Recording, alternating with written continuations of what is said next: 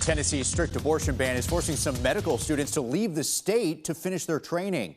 At the same time, the future of abortion in the state hangs in the balance as a bill to add some exemptions to the law is up for discussion in the legislature.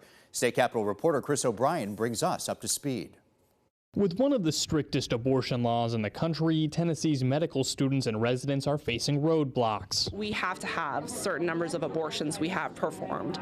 So by them not even allowing us to have exceptions in this state, that limits our ability to access these cases that we are supposed to reach and build. Now that abortions are illegal in Tennessee, many are going out of state to get the required training. If we can't meet our numbers within the state, where can we go to meet our numbers so that we can become certified OBGYNs? Back on Capitol Hill, there is now just one bill scheduled for discussion Wednesday to potentially add medical exemptions to the abortion law. We're losing confidence every day that passes. Knoxville Republican Senator Richard Briggs is one of the sponsors of the bill. It can preserve the fertility of a woman.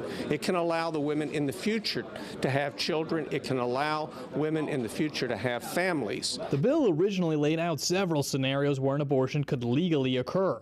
But after pushback from Tennessee Right to Life, a conservative anti-abortion lobbyist group, lawmakers published a new amendment Tuesday. It still does change the controversial affirmative defense language to reasonable medical judgment, but it gets rid of just about everything else.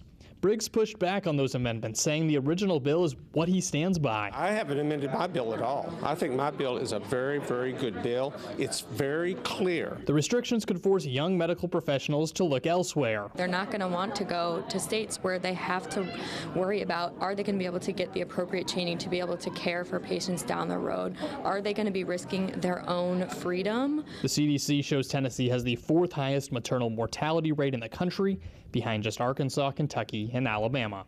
In Nashville, Chris O'Brien.